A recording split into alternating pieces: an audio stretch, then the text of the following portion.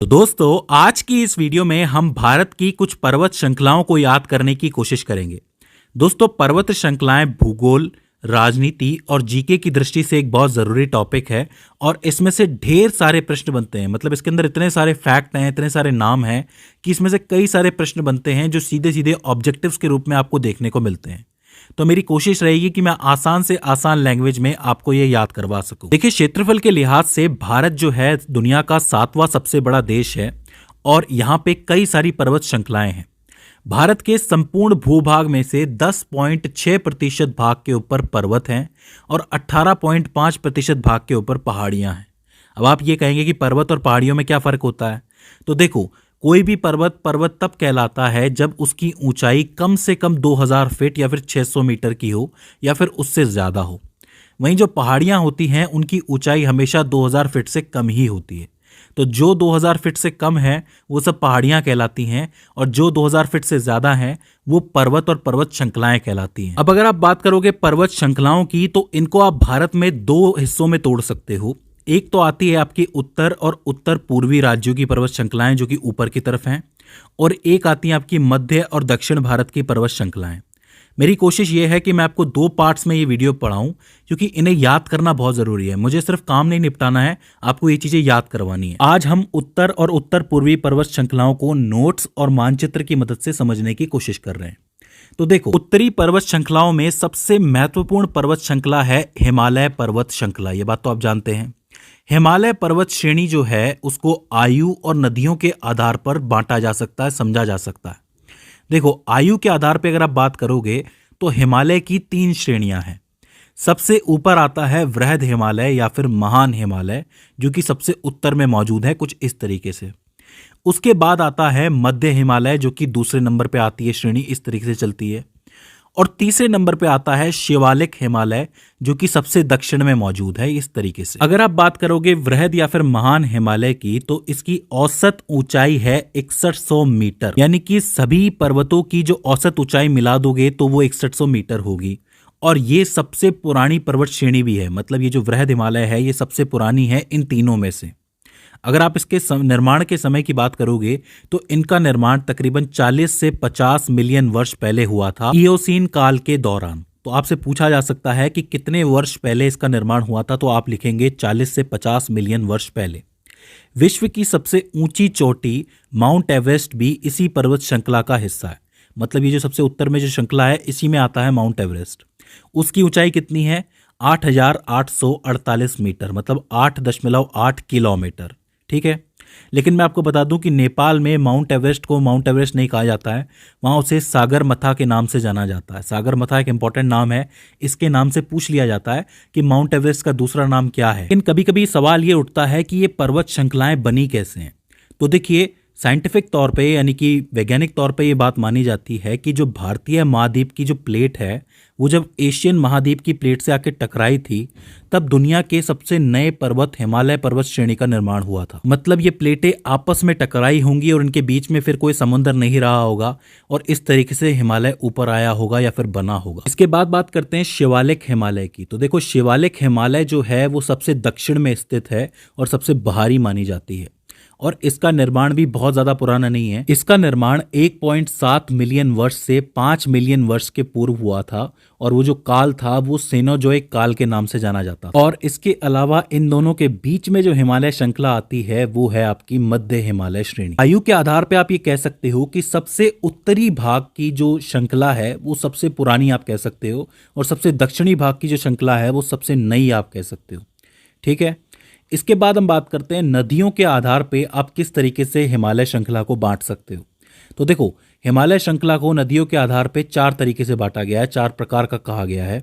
पहला है आपका कश्मीर पंजाब हिमालय। मतलब सतलज नदी और सिंधु नदी के बीच का जो हिस्सा आपको दिख रहा है इस हिमालय को कश्मीर पंजाब हिमालय कहा जाता है। इसकी खास बात यह है कि इस हिमालय क्षेत्र की चौड़ाई दूसरे हिमालय क्षेत्रों से कई ज्यादा है। मतलब सबसे ज्यादा चौड़ा हिमालय क्षेत्र यही है। इस कश्मीर पंजाब हिमालय का जो विस्तार है वो कश्मीर, लद्दाख और हिमाचल प्रदेश के राज्यों में फैला हुआ है। मतलब इन 3 राज्यों में मेनली इसका विस्तार आपको देखने को मिलता है। अब इस पंजाब हिमालय में कई सारी पर्वत श्रेणियां हैं और बहुत इंपॉर्टेंट है, इनको आपको याद करना है। सबसे पहली और सबसे इंपॉर्टेंट होती है काराकोरम पर्वत श्रेणी, जिसको कृष्णागिरी के नाम से भी जाना जाता है। काराकोरम पर्वत श्रेणी को उच्च एशिया की रीढ़ की हड्डी के नाम से भी जाना जाता है। यानी ये जो सवाल है डायरेक्टली बनता है कि उच्च एशिया की रीढ़ की हड्डी कौन सी पर्वत श्रृंखला को कहा गया है, तो आप क्या लिखेंगे, काराकोरम पर्वत श्रेणी। ये जो पर्वत श्रेणी है ये दुनिया के सबसे भूवैज्ञानिक रूप से सक्रिय क्षेत्रों में से एक है, जहां पर दो महाद्वीप आके टकराए थे। सीधी सी बात है कि इतनी बड़ी प्लेटें टकराएंगी तो यहाँ पे वैज्ञानिक गतिविधि थोड़ी सी ज्यादा ही होगी, क्योंकि अंदर कुछ ना कुछ चल ही रहा होगा, तो सबसे ज्यादा सक्रिय रहती है ये जगह। ठीक है। अच्छा, विश्व का जो दूसरा सबसे बड़ा पर्वत है या फिर दूसरी सबसे बड़ी पर्वत चोटी है वो भी यहीं मौजूद है। उसका नाम है K2 गॉडविन ऑस्टिन, जिसकी ऊंचाई है तकरीबन 8,611 मीटर। तो आप ये कह सकते हो कि ये इंडिया की सबसे बड़ी चोटी है और विश्व की दूसरे नंबर की चोटी है, क्योंकि माउंट एवरेस्ट तो मैं नेपाल के अंदर है, जैसा कि मैं आपको बता चुका हूं। इसके बाद दूसरी जो पर्वत श्रेणी यहाँ पर है वो है लद्दाख की पर्वत श्रेणी। देखो, विश्व की जो सबसे ज्यादा तीव्र ढाल वाली चोटी है, जिसको राकपोशी के नाम से भी जाना जाता है, वो यहीं मौजूद है। पूछ लिया जाता है, याद रखना, ये सिर्फ इसी के लिए सबसे ज्यादा मशहूर है, राकपोशी के लिए, तो चीज आपको याद रखनी है। ठीक है। इसके बाद तीसरी पर्वत श्रेणी है जास्कर पर्वत श्रेणी। इसकी खास बात यह है कि जो सिंधु नदी है वो लद्दाख और जास्कर पर्वत श्रेणी के बीच में से बहती है, मतलब बीच में से होती हुई जाती है। तो पूछा जाता है कि सिंधु नदी कौन सी दो पर्वत श्रेणियों के बीच में से गुजरती है, तो आपको लिखना है लद्दाख और जास्कर के बीच से गुजरती है। इसके बाद चौथी आती है आपकी पीर पंजाल पर्वत श्रेणी, जो कि हिमालय की सबसे लंबी पर्वत श्रृंखला के रूप में वहां जानी जाती है। पूछा जाएगा कि सबसे लंबी पर्वत श्रेणी कौन सी है, तो आपको पीर पंजाल लिखनी है। ठीक है।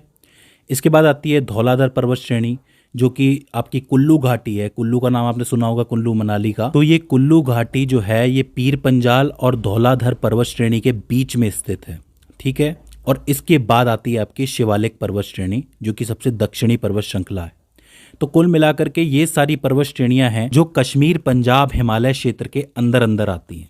तो ये वाला हिस्सा आपको याद रखना है। अच्छा, यहाँ पे कुछ एक नोट भी है इन पर्वत श्रेणियों को लेके। ये जो आपका काराकोरम वाला हिस्सा है, काराकोरम पर्वत श्रेणी वाला, लद्दाख श्रेणी वाला और जास्कर श्रेणी वाला, इन पूरे हिस्से को ट्रांस हिमालय के नाम से भी जाना जाता है। कभी कभी ट्रांस हिमालय का नाम दे दिया जाता है तो उसमें बच्चे कंफ्यूज हो जाते हैं। काराकोरम, लद्दाख और जास्कर पर्वत श्रृंखला का पूरा हिस्सा ट्रांस हिमालय कहलाता है। ठीक है। और इस पंजाब हिमालय में खेती किस चीज़ की होती है? मेनली जाफरान के फूलों की खेती होती है। ये जो जाफरान के फूल होते हैं, इसी में से केसर भी निकलता है बाहर, तो ये काफ़ी इंपॉर्टेंट हो जाता है। ठीक है। इसके बाद हम बात करते हैं कुमायूं हिमालय की।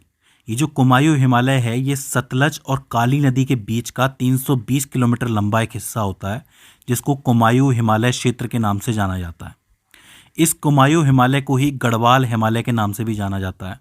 आपने सुना होगा कि जो गढ़वाल क्षेत्र है वो कौन से राज्य में स्थित है? उत्तराखंड राज्य में स्थित है। तो आप ये कह सकते हो कि कुमायूं हिमालय का विस्तार हमें उत्तराखंड राज्य में देखने को मिलता है।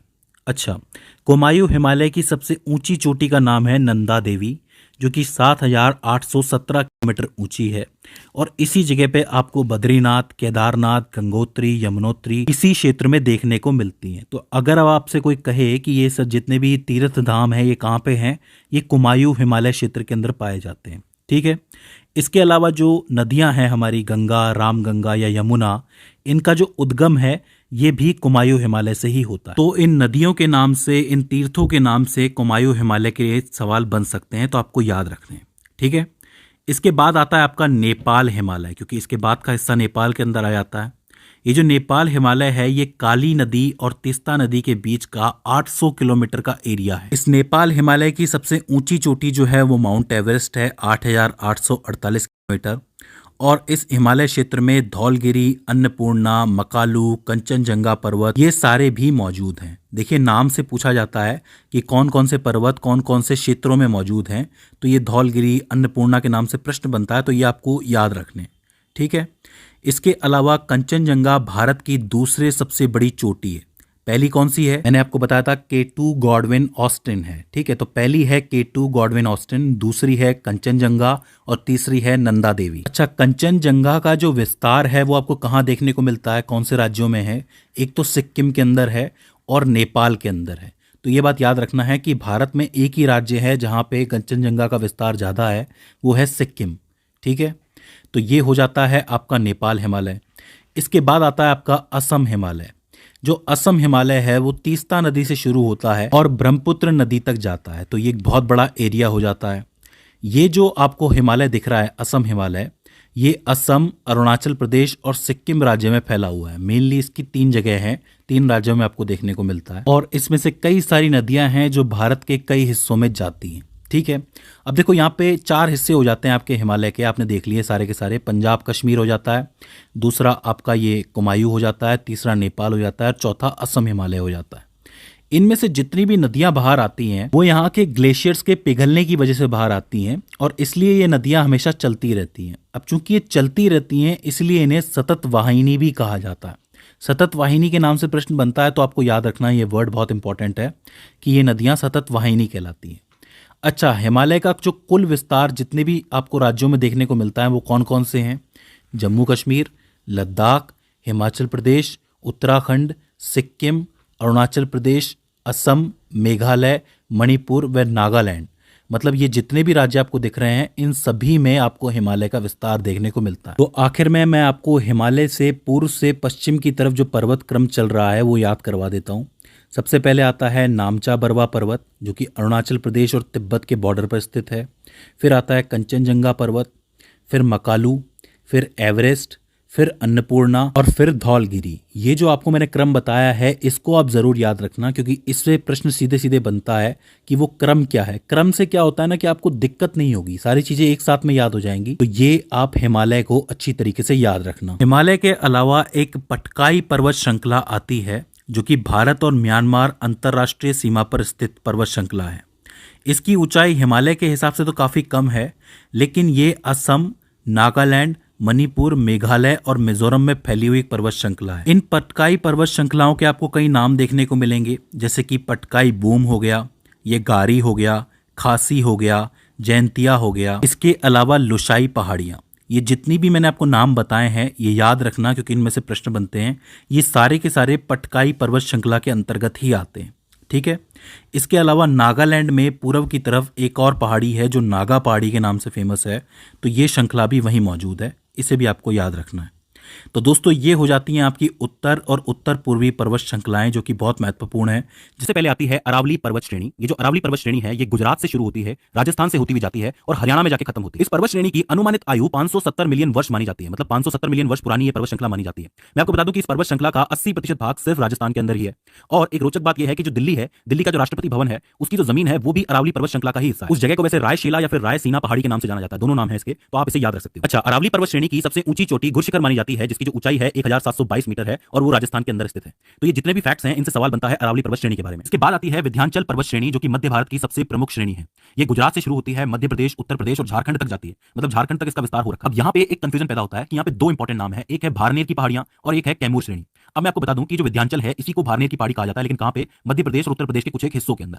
वहीं मध्य प्रदेश और उत्तर प्रदेश की जो सीमा है वहां की पहाड़ियों को कैमूर श्रेणी के नाम से जाना जाता है, लेकिन ये सारा का सारा आता किसमें है? विंध्याचल के अंदर ही आता है। तो ये चीज आपको याद रखनी है, भारनेर की पहाड़ियां और कैमूर श्रेणी। ठीक है। अच्छा, झारखंड के अंदर विंध्याचल के कुछ एक हिस्से हैं जिन्हें पारसनाथ की पहाड़ियों के नाम से जाना जाता है। अभी जो पारसनाथ की पहाड़ी है इसके ऊपर एक बहुत प्रसिद्ध मंदिर है जैन मंदिर नाम से, इसलिए इसे कुछ लोग जैन मंदिर की पहाड़ी भी कहते हैं। ठीक है, वैसे इसका नाम पारसनाथ की पहाड़ी है। अच्छा, इसकी जो ऊंचाई है वो तकरीबन 1365 मीटर है, तो ये चीज भी आपको याद रखनी है। तो विंध्याचल के अंदर 3 नाम हो जाते हैं, एक भारनेर की पहाड़ियां, एक कैमूर श्रेणी और एक हो जाती है पारसनाथ की पहाड़ी जिसके ऊपर जैन मंदिर बना हुआ है। तो ये चीज आपको याद रखनी है। इसके बाद यहाँ से दक्कन के पठार शुरू होते हैं, तो आपको स्पेशली यहाँ से लिख लेना है कि दक्कन के पठार यहीं से शुरू होते हैं। और इसमें सबसे पहले आती है सतपुड़ा पर्वत श्रृंखला। ये जो पूरी सतपुड़ा की श्रेणी है, पर्वत श्रेणी है, इसके उत्तर से नर्मदा नदी बहती है और दक्षिण से ताप्ती नदी बहती है। तो आप ये कह सकते हो कि इन दोनों नदियों के बीच में ये पहाड़ी की श्रेणी होती है, तो ये चीज आपको याद रखनी है। अच्छा, इसके 3 भाग है, मतलब इसको 3 भागों में बांटा गया है। पश्चिम में इसे राजपीपला की पहाड़ी कहा जाता है, मध्य प्रदेश में इसे महादेव की पहाड़ी से नाम से जाना जाता है और छत्तीसगढ़ में इसे मैकाल पर्वत के नाम से जाना जाता है। और इन तीनों के अंदर सतपुड़ा श्रेणी की जो सबसे ऊंची चोटी है वो कहां पे है? महादेव पहाड़ियों के अंदर है, जिसका नाम है धूपगढ़ की पहाड़ी। वो सबसे ऊंची चोटी है यहाँ की, जिसकी ऊंचाई 1350 मीटर है। इससे स्पेशली सवाल बना था कि धूपगढ़ की पहाड़ी कहां स्थित है और उसकी कितनी ऊंचाई है। ठीक है, तो ये चीज आपको याद रखनी है। इसके बाद आती है महाराष्ट्र की 3 प्रमुख पर्वत श्रेणियां। सबसे पहले आती है अजंता पर्वत श्रेणी, जो कि गुफाओं के लिए और चित्रकारी के लिए काफी ज्यादा मशहूर है। इसके बाद आती है सतमाला, जो कि महाराष्ट्र के अंदर ही है, और इसके बाद आती है हरिश्चंद्र पर्वत श्रेणी, जो कि महाराष्ट्र के अंदर ही है। तो पूछ लिया जाता है कि महाराष्ट्र की 3 फेमस पर्वत श्रेणियों के नाम बताइए, तो आप बता सकते हैं। ठीक है, इसके बाद महाराष्ट्र महाराष्ट्र के अंदर ही एक और इंपॉर्टेंट पहाड़ी है जो कि कर्नाटक तक जाती है, वो है बालाघाट पर्वत श्रृंखला। बालाघाट पर्वत श्रृंखला की जो खास बात है वो ये है कि एक तरफ गोदावरी बहती है इसकी तरफ और दूसरी तरफ भीमा नदी बहती है। तो आप ये कह सकते हो कि ये गोदावरी और भीमा नदी के लिए एक तरीके का विभाजक है। जैसे पहले सतपुड़ा श्रेणी जो थी उसमें एक तरफ उत्तर की तरफ नर्मदा बह रही थी और दक्षिण की तरफ ताप्ती बह रही थी, वैसे यहाँ पे बालाघाट में ऊपर की तरफ यानी कि उत्तर की तरफ कौन सी बहती है, गोदावरी बहती है और दक्षिण की तरफ भीमा नदी बहती है। ठीक है, इसके बाद आते हैं दक्षिण भारत के कुछ एक राज्य जिनकी बहुत ही फेमस पहाड़ियां हैं, इनका नाम आपको याद रखना है। सबसे पहले आती है नल्ला मलाई की पहाड़ी, जो कि पूर्वी तट की एक पहाड़ी है, जो कि आपके आंध्र प्रदेश की कृष्णा नदी के पास मौजूद है। देखिए यहाँ से कृष्णा बहती है और ये पूर्वी तट है, हमारे देश का पूर्वी तट है, तो इसे पूर्वी तट की पहाड़ी भी कहा जाता है। कौन सी है, नल्ला मलाई की पहाड़ी। इसके बाद इसी के नीचे आती है जावदी पहाड़ी, ये भी आपकी पूर्वी तट की पहाड़ी है। ये कहां पे है, तमिलनाडु राज्य के उत्तर में स्थित पहाड़ी है, तो ये दोनों एक साथ आप याद रख सकते हो। इसके बाद केंद्र में यहां पर एक और पहाड़ी आती है जिसको हम नीलगिरी पहाड़ी कहते हैं। इसका नाम आपने बहुत बार सुना होगा, काफी फेमस पहाड़ी है, इसको पहाड़ियों की रानी कहा जाता है, नीलगिरी पहाड़ी, तो आपको याद रखनी है। ये कहां पे स्थित है, केरल, तमिलनाडु और कर्नाटक में फैली हुई पहाड़ी है, इसको केंद्रीय पहाड़ी भी कह सकते हो। अच्छा, नीलगिरी की जो पहाड़ियां हैं उसमें एक बहुत ही मशहूर चोटी है जिसका नाम है डोडा बेट्टा। अब इसको आपको जरूर याद रखना, ये नाम आपने सुना भी होगा कई बार कि डोडा बेट्टा की जो चोटी है वो दक्षिण भारत की दूसरी सबसे ऊंची चोटी है, जिसकी ऊंचाई है तकरीबन 2637 मीटर के आसपास। ये जो डोडा बेट्टा पहाड़ी है और इसके आसपास का एरिया है, यहीं पे टोडा जनजाति के लोग भी निवास करते हैं। इसके बाद आती है अन्नामलाई पहाड़ियां, जो कि केरल और तमिलनाडु की सीमा पर स्थित है, और इनकी जो सबसे ऊंची चोटी है वो है अन्नामुदी। अन्नामुदी बहुत इंपॉर्टेंट नाम है, ये सबसे ऊंची पहाड़ी मानी जाती है इसके लिए, और उसकी ऊंचाई है 2695 मीटर। तो एक चीज समझ लो कि डोडा बेट्टा जो है वो 2637 मीटर थी और ये जो आपकी अन्नामुदी है ये 2695 मीटर है। तो सबसे बड़ी कौन सी हो गई दक्षिण भारत में, अन्नामुदी हो गई, और दूसरे नंबर पर कौन सी आई, ये आपकी डोडा बेट्टा आई। तो इस चीज को आपको याद रखना है। इसके बाद आती है भारत की सबसे दक्षिणी पहाड़ी या फिर सबसे अंतिम पहाड़ी कही जाने वाली कार्डमम पहाड़ी। अब अगर आप लोग इंग्लिश जानते हैं तो आपको पता होगा कि कार्डमम का मतलब होता है इलायची। इलायची को इंग्लिश में कार्डमम कहते हैं, वो इसलिए क्योंकि ये जो पहाड़ी है ये केरल और तमिलनाडु में फैली हुई है और इन पहाड़ियों पे किसकी खेती होती है, इलायची की खेती होती है, इसलिए इस पहाड़ी को इलायची पहाड़ी कहा जाता है। अंग्रेजी में बोले तो कार्डमम पहाड़ी। तो ये चीज आपको याद रखनी है। तो आखिर में इलायची पहाड़ी हो जाती है। इसके अलावा दो और पहाड़ियां हैं, एक है अंडमान निकोबार में। पूछ लिया जाता है कि अंडमान निकोबार की सबसे ऊंची चोटी कौन सी है, तो आपको लिखना है सैंडल पीक, और लक्षद्वीप की सबसे ऊंची चोटी कौन सी है, तो आप लिखोगे नारचो। ठीक है, तो दोस्तों ये हो जाती हैं आपकी मध्य भारत और दक्षिण भारत की कुछ एक प्रमुख पहाड़ियां। आई होप आपको समझ में आ गई होंगी। अगर इसके बाद भी इसके अंदर आपको कोई दिक्कत आती है, कोई क्वेरी आती है, तो आप हमें कमेंट सेक्शन में बता सकते हैं। तो दोस्तों